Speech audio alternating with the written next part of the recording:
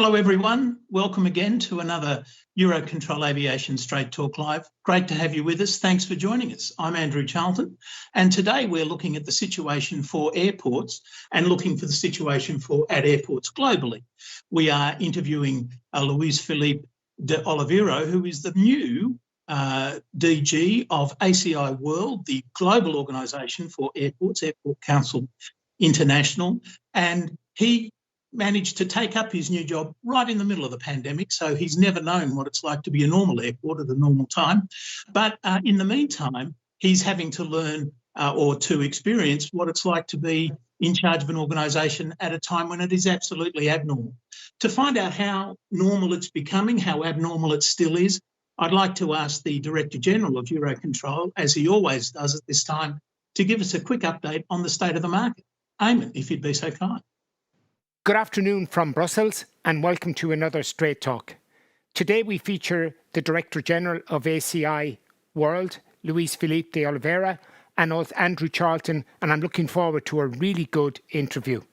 I just want to mention that most of the Straight Talks are now available on podcasts. So if you want to see world leaders ranging from Alan Joyce to the CEO of Airbus, the CEO of British Airways, they're all available on podcasts and they can be a real good resource for universities, but also for researchers and for the industry. So first of all, it's important to talk to you today about what's happening in Europe at the moment. So the good news is traffic is trending upwards. And what's really interesting to see is that over the last week or so, that we've had a significant increase in traffic. Look at the levels, plus 22% over the last 2 weeks ago. So we're seeing a real benefit of the vaccine rollout, how everything is actually going, and it's looking really well. So I'm really pleased with this. Also, it's worth looking at who's operating. You know, yesterday we had a really very exciting day in the network on the 1st of June. Ryanair reintroduced nearly 700 flights into their schedule yesterday, and this had an immediate effect of driving them to number one in the network. But all throughout, you see EasyJet have stepped back in again, also Vueling have stepped back in again, and the whole thing is going very, very well. So it's really positive from an airline point of view. Also, the vaccines. The rollout of the vaccines is central to the success, and this is worldwide. Here, if you look, for instance, you can see really good progress in the UK. But what I really want to focus on is the long haul. And here it's going to be more difficult. We're having less success with full vaccinations in Canada, Singapore, and if you look at places like Australia, Japan, Korea, Asia, it's going to be difficult to get long haul travel moving again, particularly to Asia Pacific. I'm much more optimistic for the North Atlantic, which I think will start moving again during the summer. Also, it's worth looking at our traffic scenarios. We published on the 28th of January our last set of traffic scenarios, and they were absolutely 100% accurate, which is amazing. So we're looking at now the summer, looking at the blue line that you can see there. And what's really interesting is we believe that actually we might get above the blue line for the summer and cut somewhere between the blue and the green. So I'm reasonably optimistic for a really good month of July and August, and we basically should do about 5.5 million flights in the European network this year, which is approximately half of what we did in 2019. So here's hoping for a good summer. You know, if you look at the effect, today's an airports day, and just look at what's happening with the airports. We are seeing growth. We're seeing the return of holiday airports like Palma de Mallorca. We're also seeing Athens come back into the picture. And over the next few weeks, I expect to see this increase again. But it should be good news for airports as passengers start coming back. And of course, everybody's worrying about queues and all of these kind of things. But I'm sure that we'll get over this just to get out and get going. This is really important. You know, today is ACI Day, and it's a pleasure to have Felipe with us.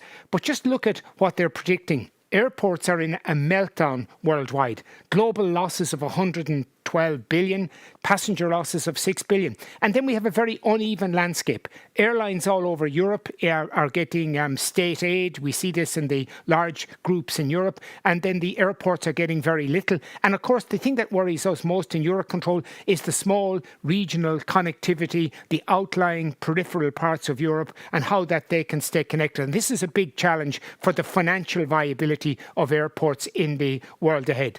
So who knows what 2021 come and the future holds for airports. It really depends on how the industry recovers and what the structure is over the next number of years.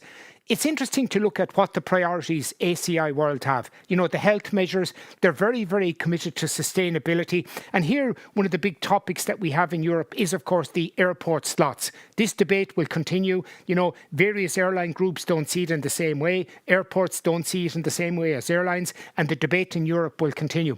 But the digital transformation is going to be really, really important. And of course, let's remember that for the last year, our industry has survived on air cargo. If we didn't have cargo, the financing wouldn't have been in the system. So hopefully you enjoy today. And I think it's really important that we get down to looking at what the key issues are for airport worldwide.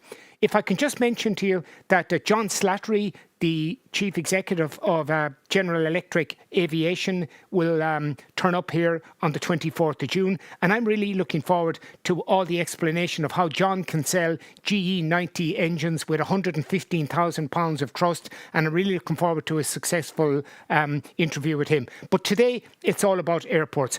Over to you, Luis Philippe and Andrew. Thank you. Philippe, welcome to Straight Talk. Thanks for being here. Thank you for having me here, Andrew. Always a pleasure. Philippe, perhaps before we start, and obviously Eamon's presentation made clear there's a lot of things for us to talk about.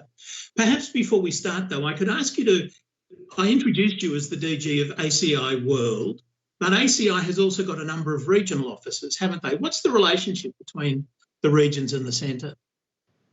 Well, we are lucky to have an organization like ACI that is a confederated organization.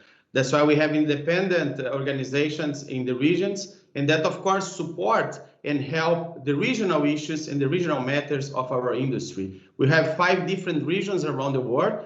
We have ACI Latin America and Caribbean, ACI North America, ACI Europe, ACI Africa, and ACI Asia Pacific and Middle East, and of course, ACI World. We basically focus on the global matters of the aviation industry, the relationship with ICAO and international organizations, and the independent ACI regional offices deal with the regional issues. And in Europe, for example, we have the great job doing by Oliveira and his team supporting the development of the aviation industry and the airport industry in Europe.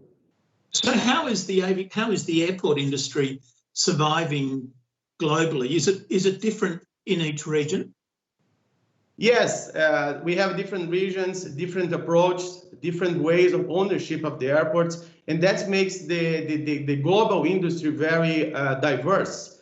We are coming from 10 years of good growth for the whole industry. Basically, until 2009, we are beating records and records of growth in terms of the passengers. And our biggest issue at that time was basically how we will cope with the capacity of the airports in the future.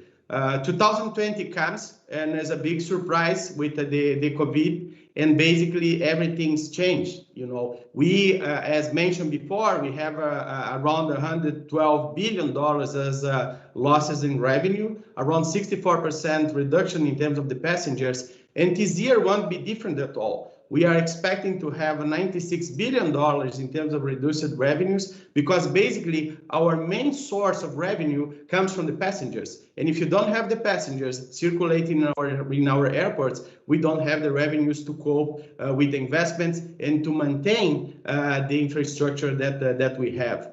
Different regions are coping with the different ways of the recovery. We see domestic markets growing and coming back to the levels of 2019, sometimes even better. But we see, especially the international traffic, suffering a lot and affecting a lot our airports around the world, and of course, our communities that we serve.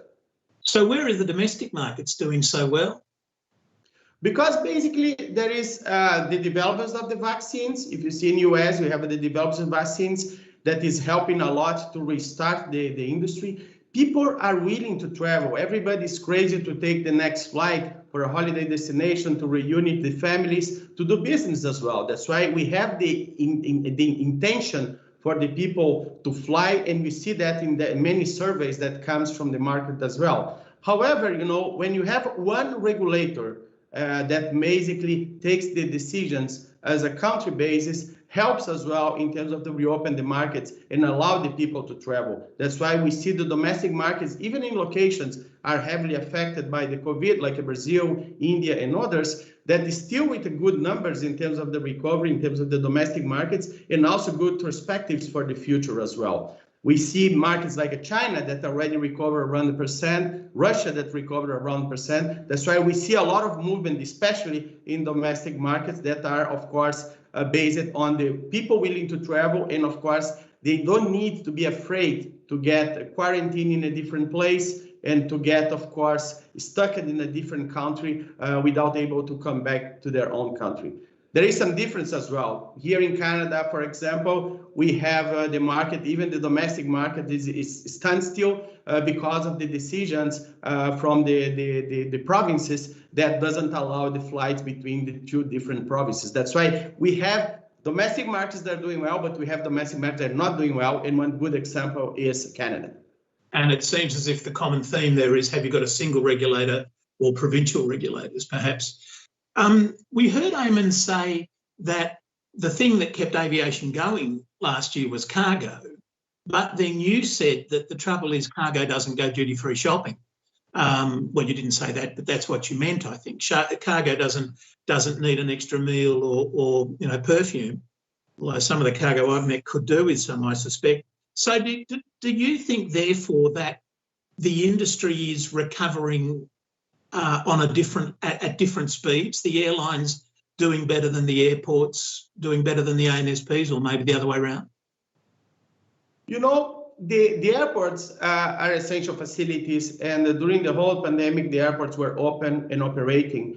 And different airlines, we cannot bring the building back to the concessionaire, to the concession, or we cannot bring even an elevator back to the producer of the manufacturer of the elevator, for example. That's why we need to keep our facilities working in the safest way.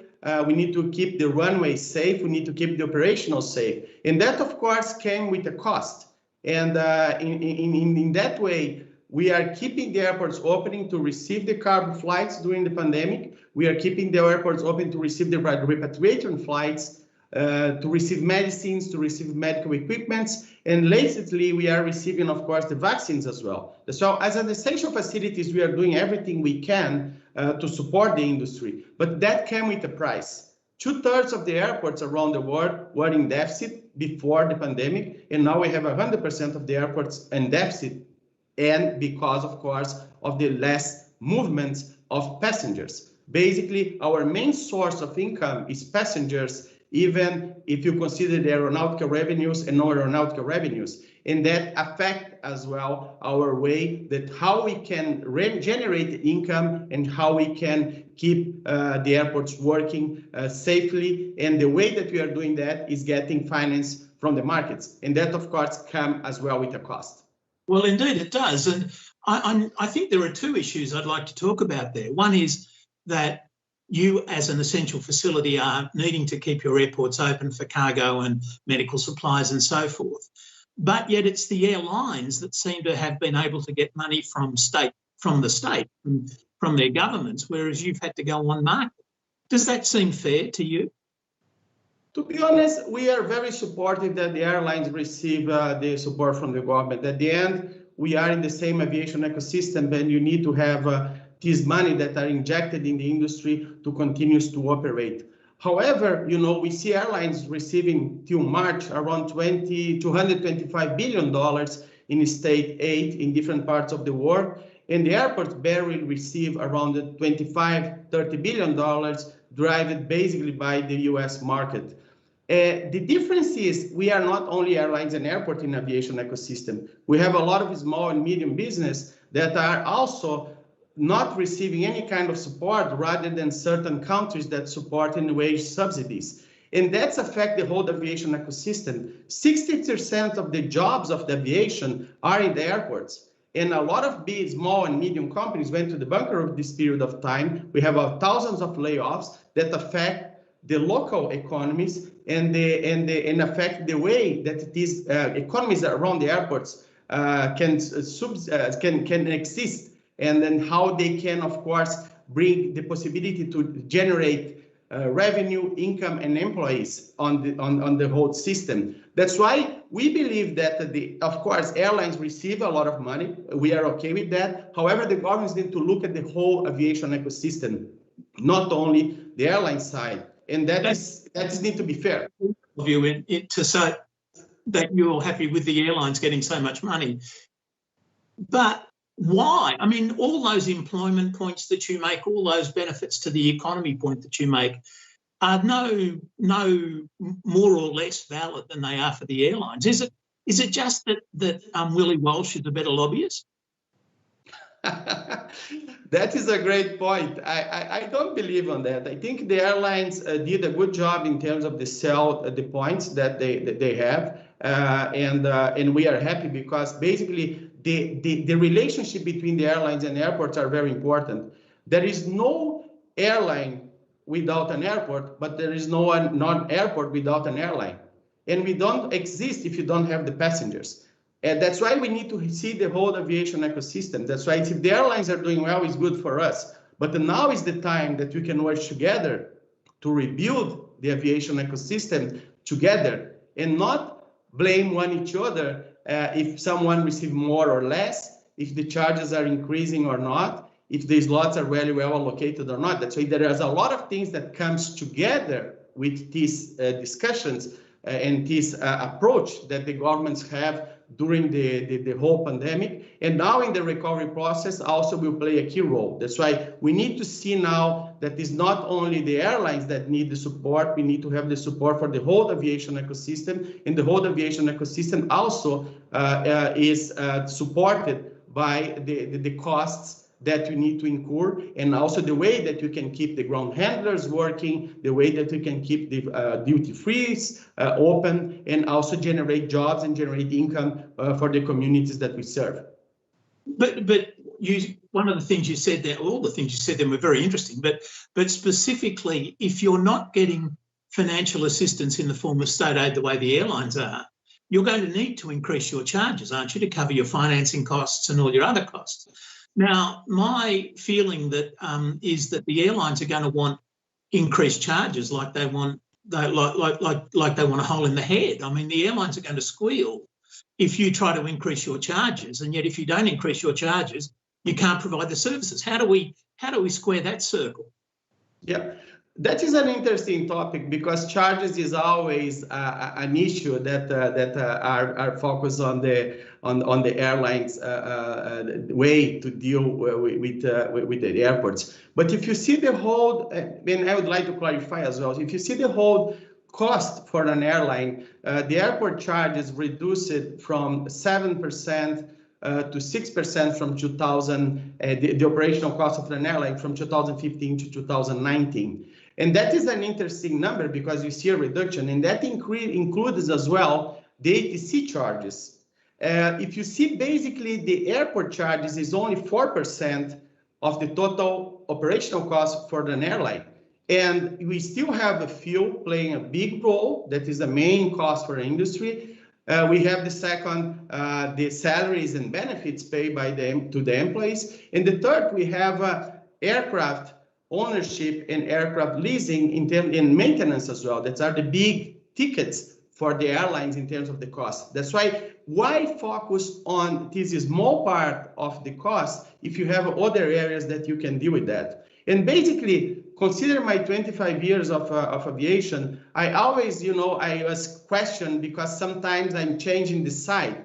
If you see from my career, I started in a global fuel company, moved to IATA. From IATA, I moved to another global fuel company. And after that, I moved to ALTA, the Latin American Airline Association, and I moved now to ACI. And I feel that I always working in the same industry because we need to find the ways that how we can work together, how we can find the ways that you can reduce the costs together. And during my few times, especially in IATA, the focus was work together with the fuel companies to reduce the taxation because the taxation affects the oil companies, and at the end, it's translated to the cost for the airline industry. If you are able to work together we find a ways that you can reduce, for example, the taxation, and we have the cost reductions. And in terms of the fuel, we have billions of cost reductions, considering that we work together with oil companies. Why not work together with the airports as well to find a ways that now, in these difficult times, we have these adjustments, because during the good times, we have the reductions.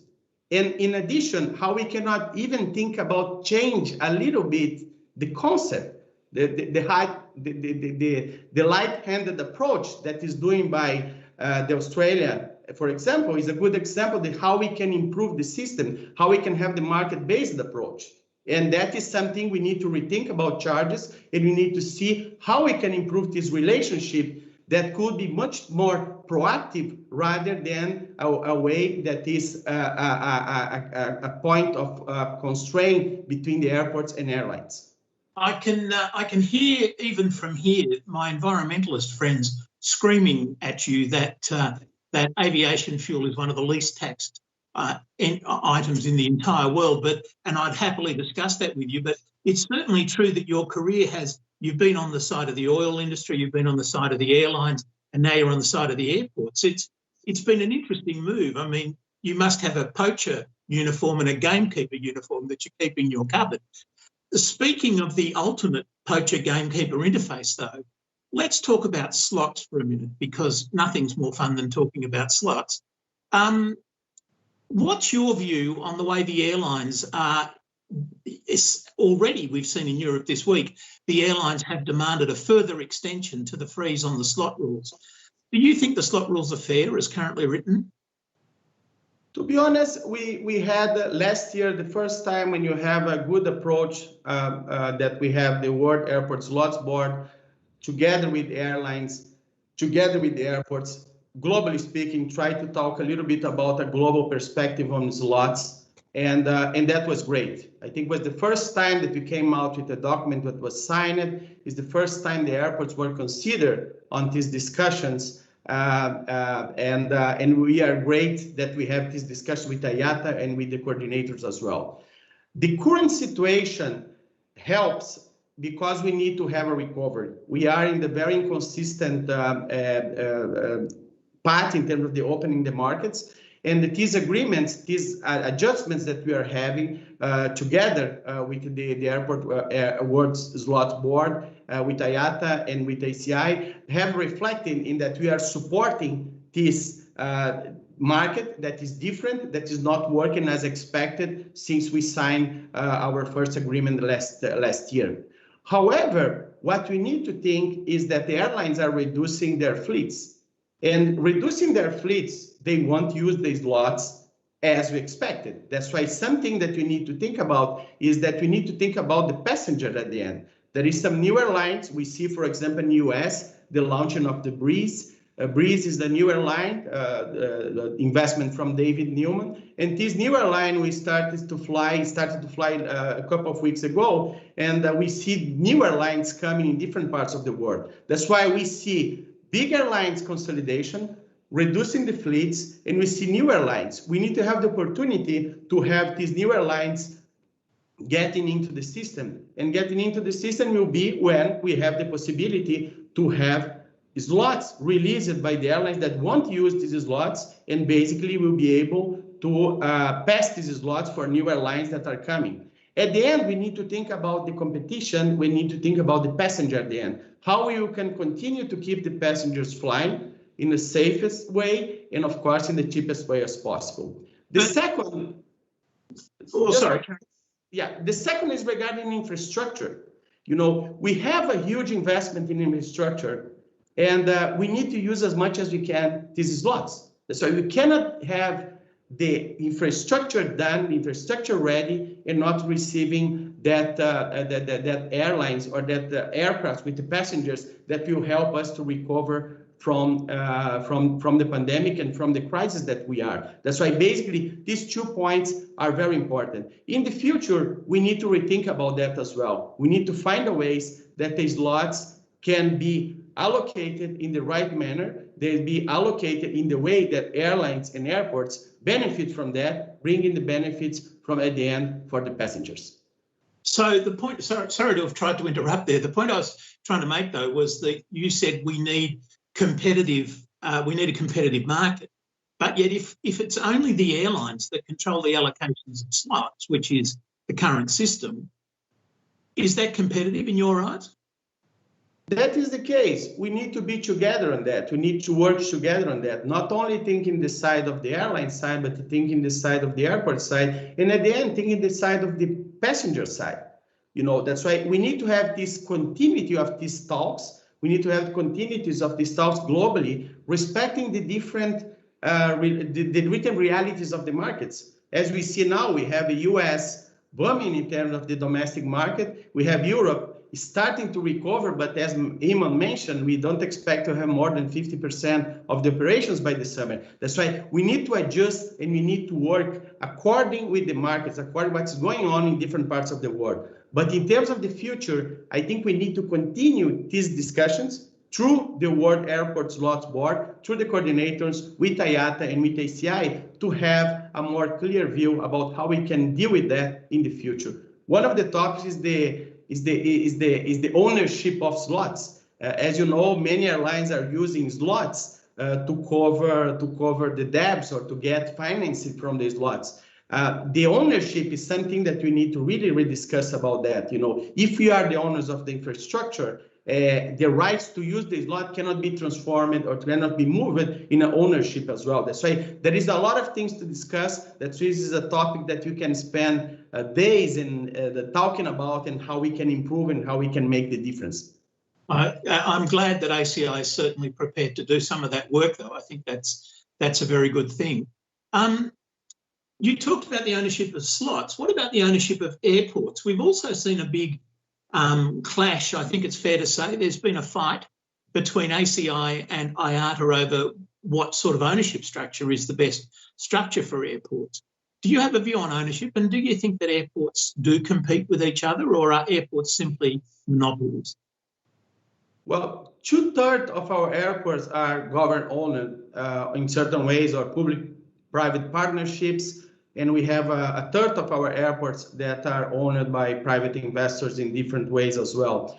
In both cases, we operate well, rather if it's a government-owned or if we have a private investor. That's why basically it's not the ownership model that affects the relationship with airlines and with airports. We have regulated markets, as I mentioned, that during the good times provide good reduction of the charges for the airlines. And nowadays we have, of course, an expecting increase on the charges because we have a reduced traffic to cover our costs.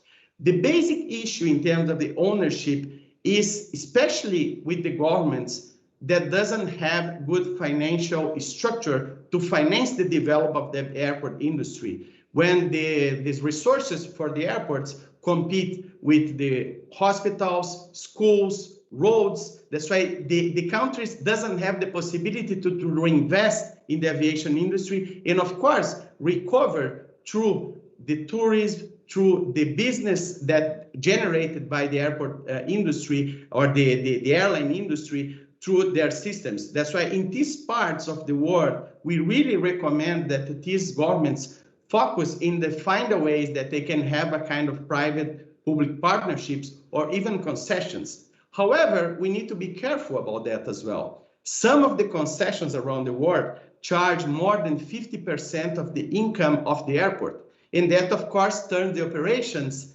very expensive.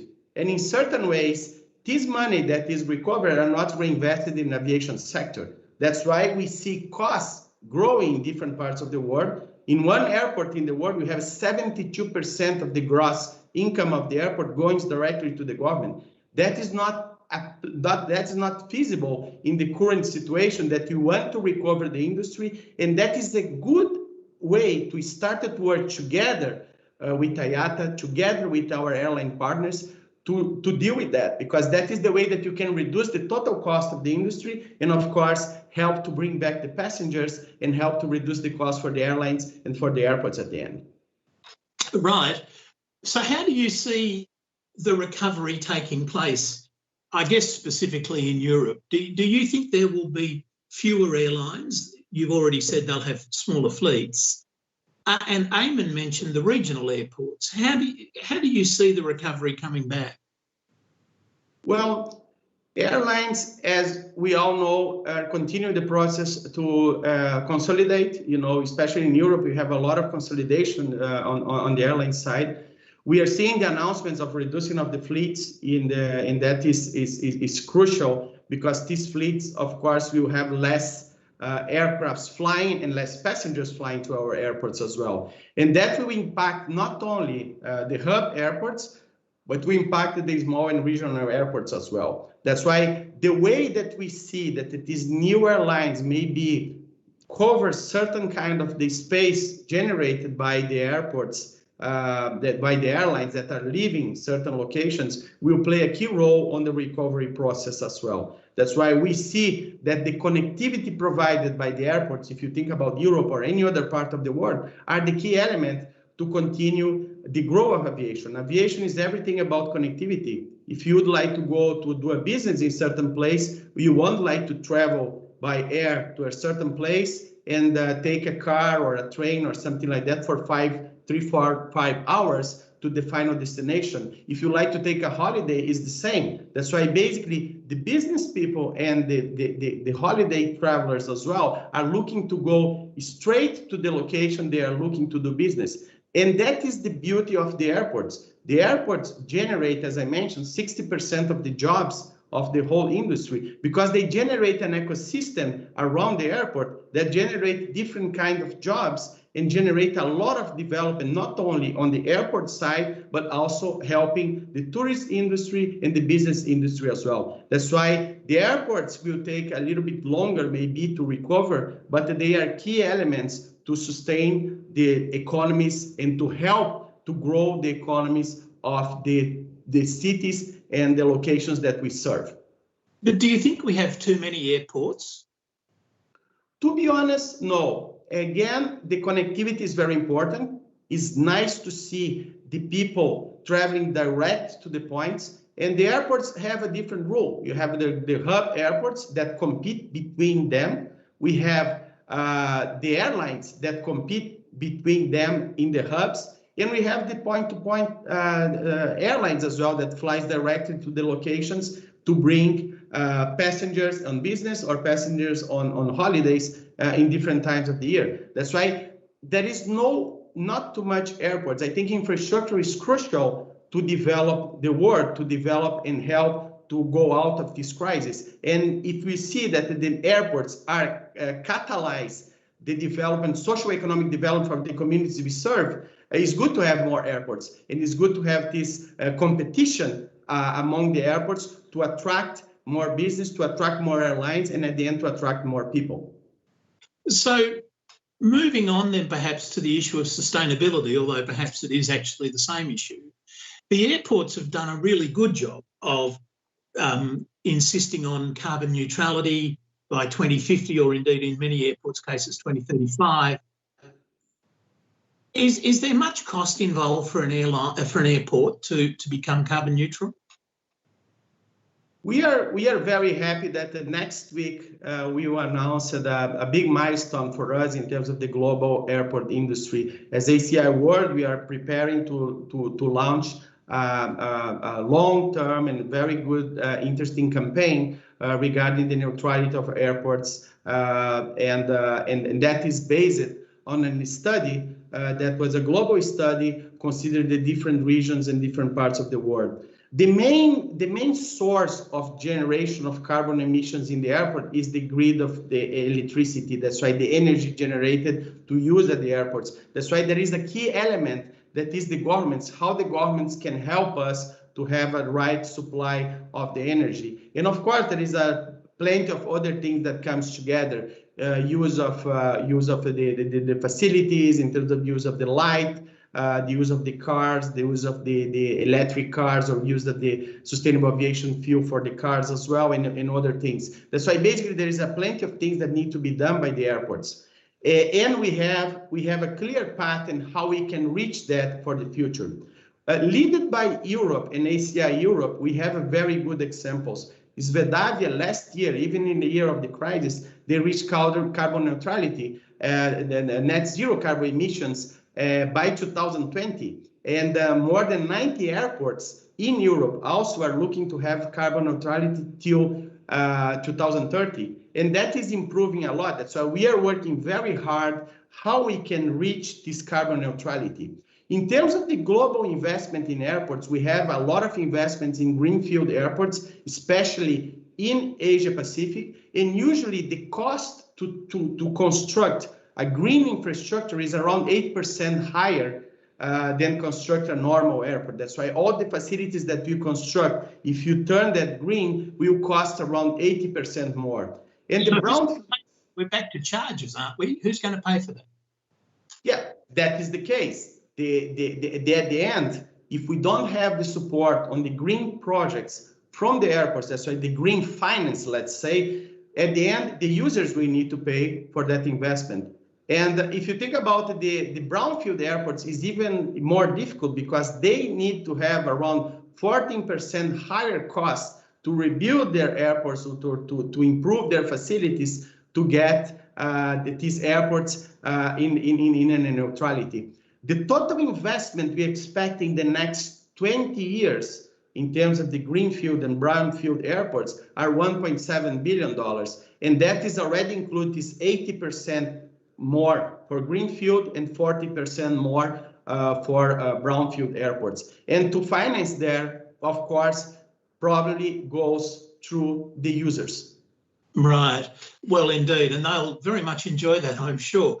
But when you said that the main source of emissions at an airport is the power to drive the terminal, aren't you forgetting that rather big elephant at the end of the runway? Do you have any say or any way you can influence the industry's emissions? I think we see some governments that are doing very well in terms of how they are supporting. We are very against, as the same as the airlines, that taxes doesn't help because they only increase the cost, and usually these taxes are not used for the replacement or use it to really turn the industry green. That's why what we really believe is the governments need to work together with the industry to support this change, to finance this change, and the benefit will be for all of us because we can continue to bring our license to fly. That's why our right to fly, to operate, because the environment and sustainability is a key element for the future. However, we will continue to provide the socio-economic benefits that we provide as an industry. That's why this work that we can work together, airlines, airports, and governments, will help us to develop a green future for all of us. There is a lot of investments in sustainable aviation fuels, hydrogen, and airports also need to be ready for these new sources of energy, including electricity. And that is something we need to work together with the airlines as well. Well, indeed. The other thing that I think you have to work together on, I assume, is that whole new old area of health and health certification and so forth. I think one of the things the pandemic might have taught us is that we're going back to the good old days of having quarantines and all those sorts of health checks. Does that have does that change the way airports are going to have to be designed? To be honest, the biggest issue today is how the governments can concentrate their efforts to harmonize the system. Basically, the airports cannot support the same level of traffic of 2019 with the current rules. That's why we need to work very hard to harmonize the system, and harmonizing the system will be a way to continue to grow, and will be a way to have the seamless passenger use of the terminal in the fastest way. That's why we will need to see more biometrics implemented by immigrations. We need to see more the health certificates use it, accepting vaccines and tests from different countries. We need to have CT technologies as well, use it on the screening, the bags, the hand baggage of the passengers. We need to have the crowd controls and many other things. That's why the technology will play a key role to help the airports go back on track. But the basics of the hygiene and health will come to stay. That's why the clean of the airports using UV, the use of the alcohol gel and other things is some things that comes to stay. And maybe why not the use of the masks for a long time that you can consider also in a way that you can keep the passengers safe, at least until we have the whole world vaccinated. We have 2 billion of doses still now. We still have at least 10 billion more to be deployed to reach kind of certain herd immunity in the whole passenger in the whole world, let's say. Indeed, indeed. We're just about out of time, so I'll ask you the question, Philippe, that I ask all of my guests, and that is, what more do you think Eurocontrol can do to help facilitate global aviation as well as European aviation? Eurocontrol is doing a fantastic job to provide and support in a safe environment for the airlines to operate in Europe. I think Eurocontrol could play a key role on the sustainability as well, supporting the development of the ATC system in terms of you can have more direct routes and we can have an opportunity to see airlines going straight to the airports rather than continuous passing to different air traffic controllers around the way. That's why Eurocontrol can motivate these changes, and that, of course, will reduce the carbon emissions, will help us in terms of sustainability, will help us to recover the industry in terms of the cost, and in addition, of course, will bring a very good example to be implemented around the world, because it's not an European problem, it's a problem that we have in different places of the world. Let's say the ownership of airspace is something that is worrying us in terms of the sovereignty of the airspace, also block certain kind of developments that we must have in our industry. Well, thank you very much, Philippe. I really enjoyed talking to you, and it's always fascinating to see the airport's perspective because much of the debate is, of course, driven by the airlines. Ladies and gentlemen, I hope you agreed with me that really was interesting and very insightful. I'd like to thank Philippe one more time for giving us his expertise and his wisdom. I'm very grateful for that. As Eamon mentioned, our next Straight Talk is on the 24th of June. It is Mr. John Slattery, the CEO of GE Engines. Almost impossible to talk about aviation in the moment and not talk about engines and the new technologies. So with that, I'd like to ask you one more time to join me in thanking Philippe and to wish you all a very good day.